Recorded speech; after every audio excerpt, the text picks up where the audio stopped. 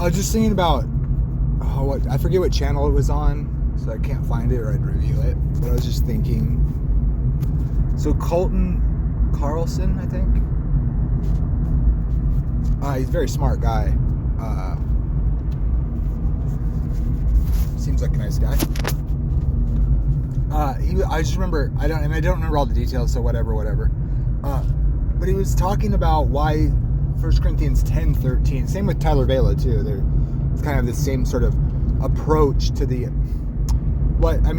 don't know.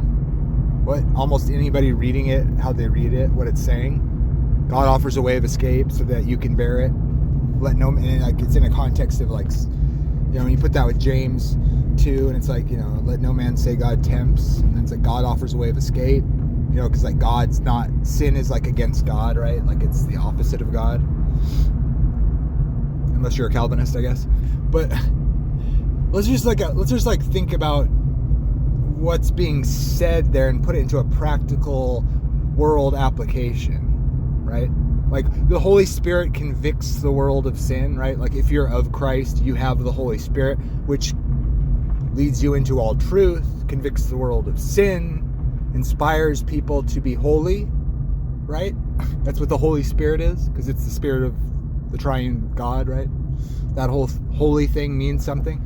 So when you're inspired, I'm just consider a real world situation about how we might apply what the natural, obvious reading to almost anyone who reads it.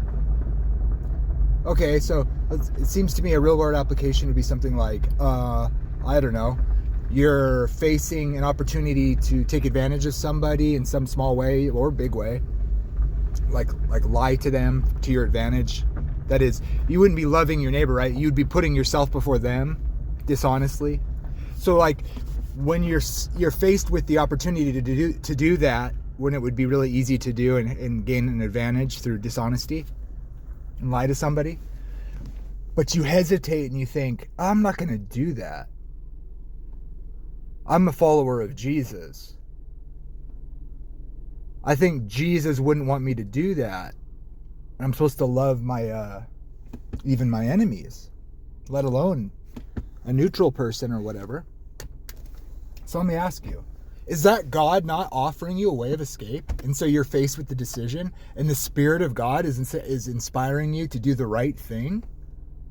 In other words, is that not what 1 Corinthians 10:13 is saying?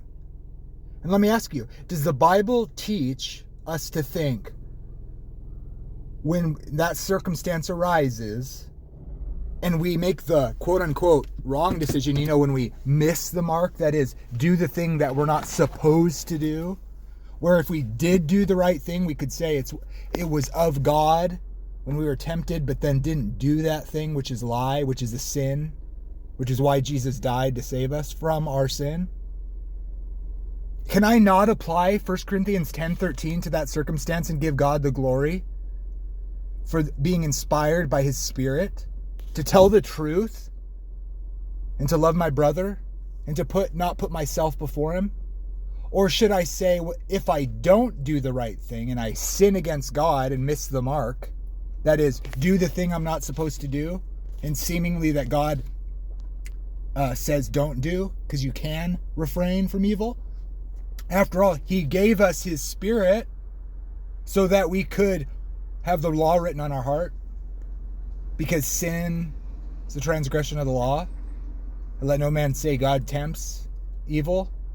Or are we supposed to ignore those verses and say, well, it's not like I could have done otherwise. No, God determined that I lie. And then turns around and for those who don't say the magic words, throws them in hell forever because they deserve it, because they had to do the thing which God determined them to do. And so we should say, God did it. Sorry, guys, your theology is bogus. Obviously.